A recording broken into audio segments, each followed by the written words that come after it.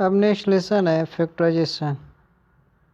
ठीक है, तो फैक्टराइजेशन कैसे करेंगे, कोई नंबर है तो होता क्या है, हाँ लेसन 9 है, लेसन 9 फैक्टराइजेशन।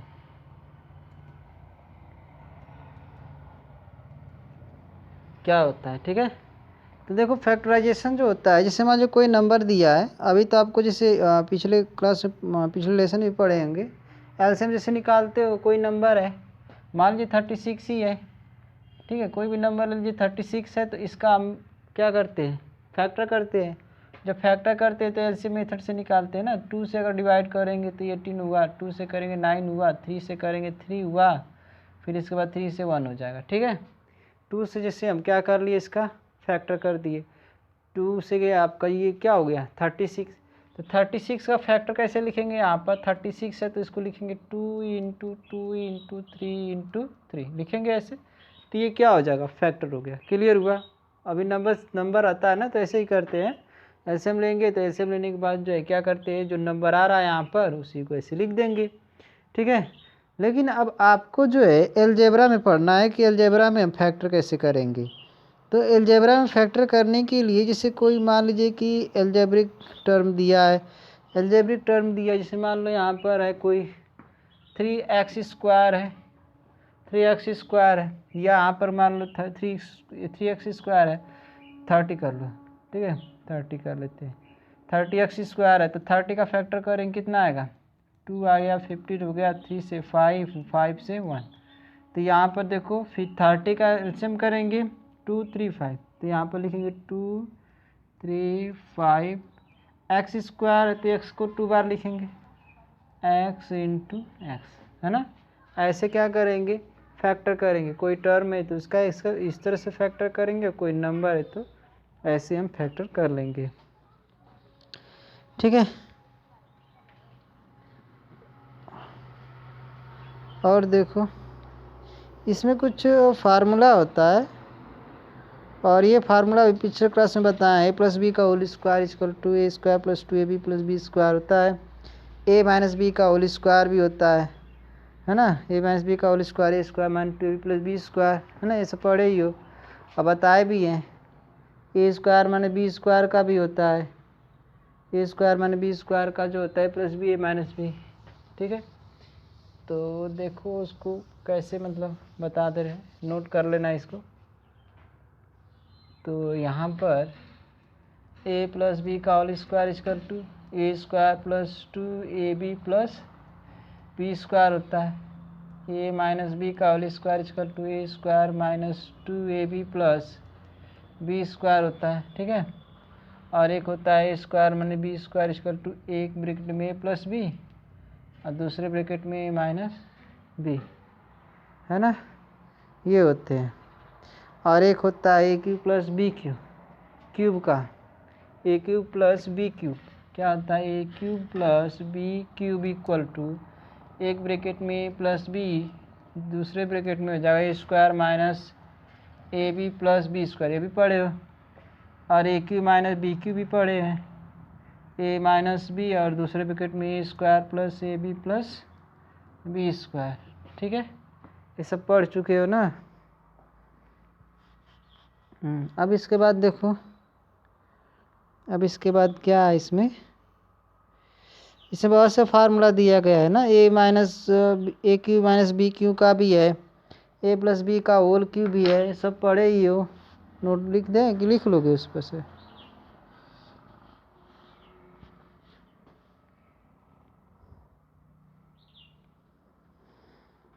ठीक है, नोट कर लेना कि लिखवा दे, नोट कर लो लिख लो, बहुत इम्पोर्टेंट है।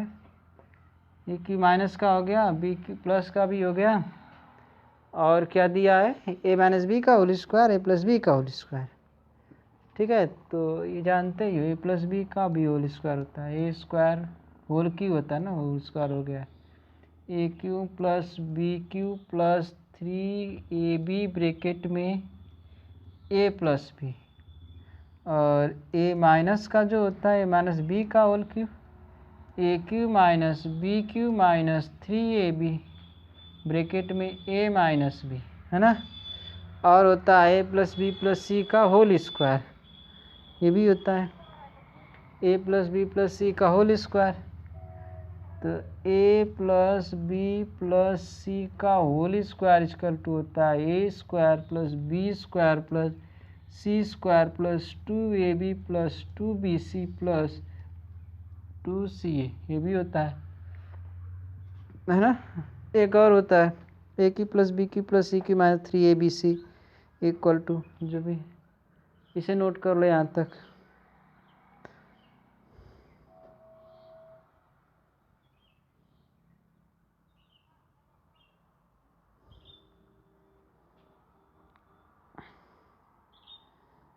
ठीक है, तो नेक्स्ट देखो, नेक्स्ट फार्मूला क्या है, A cube plus B cube plus C cube minus 3ab का क्या होता है, 3abc है।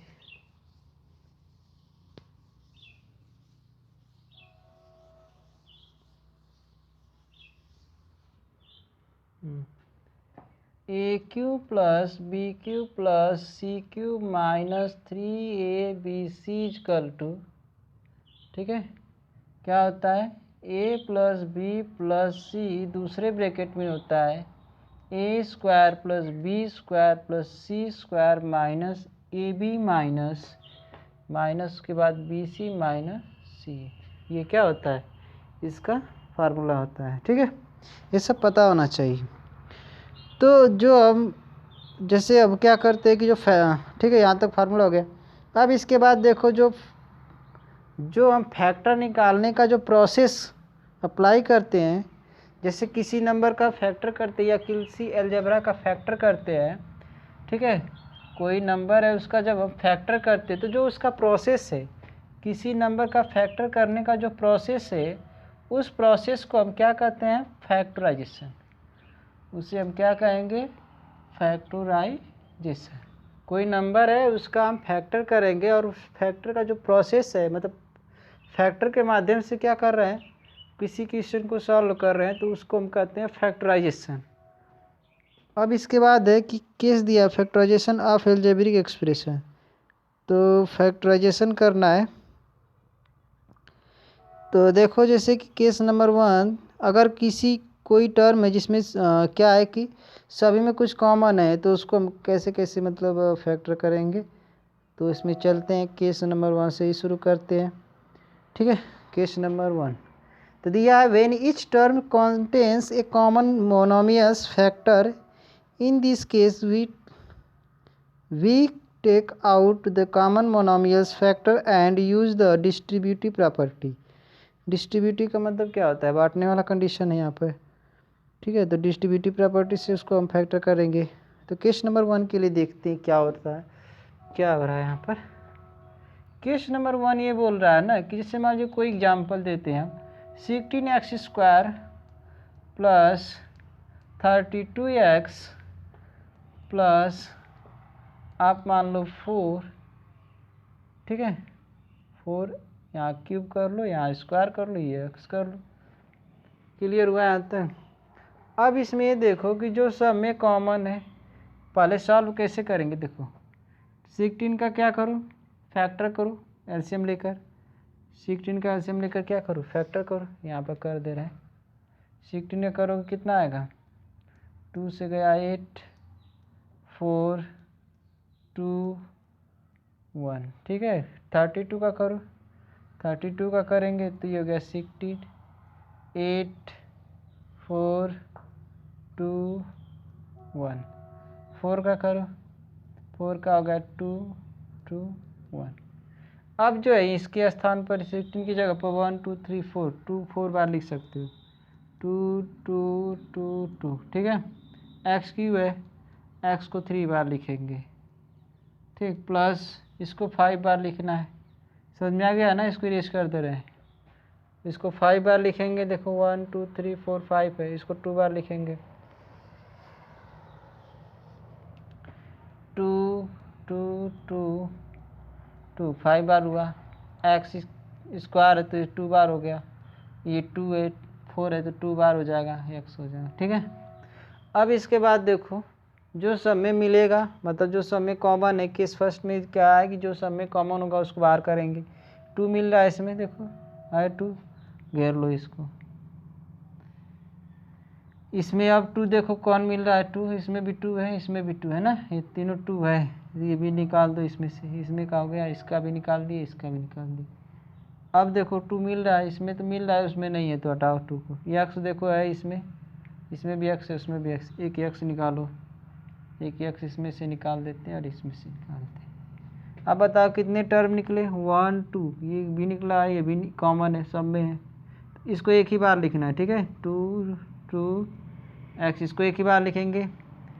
अब बचा ये जो बचा है उसको लिखो 1, ये बचा है 2 2 है, ये भी बचा है x इंटू एक्स, प्लस इसमें से भी कैंसिल आउट हो गई, ये भी निकल जाएगा, तो यही बचे तीनों 2 2 2 हो गए, प्लस इसमें कुछ नहीं बचा है तो यहाँ पर 1 लिख देंगे, जब नहीं बचेगा ना तो 1 लिखेंगे। अब इनका मल्टीप्लाई करो, 2 2 जा 4, x हो जाएगा, यहाँ इक्वल टू लगाते जाना है। अब ब्रैकेट में क्या बचा, 2 2 जा 4, 4 है, x कितना है 1 2 है, मतलब 1 1 है, 2 हो जाएगा, x स्क्वायर हो जाएगा, प्लस 2 2 जा 4, 2 जा 8 हो जाएगा, ठीक है। 8 x भी है ना, यहाँ पर x भी करो तो ये x हो जाएगा, प्लस 1 है तो 1। क्लियर हुआ। ऐसे इक्वेशन को क्या करना है, सॉल्व करना है। तो एक केस नंबर 1 का है कंडीशन कि अगर किसी भी कोई भी टर्म दिया है तो उसमें से जो कॉमन है, सब में कॉमन है, उसको हम बाहर कर लेंगे। तो इस तरह से हम क्वेश्चन को सॉल्व करेंगे, ठीक है। अब इसके बाद देखो केस नंबर 2। केस नंबर 2 क्या कह रहा है, नोट कर लीजिए यहाँ तक।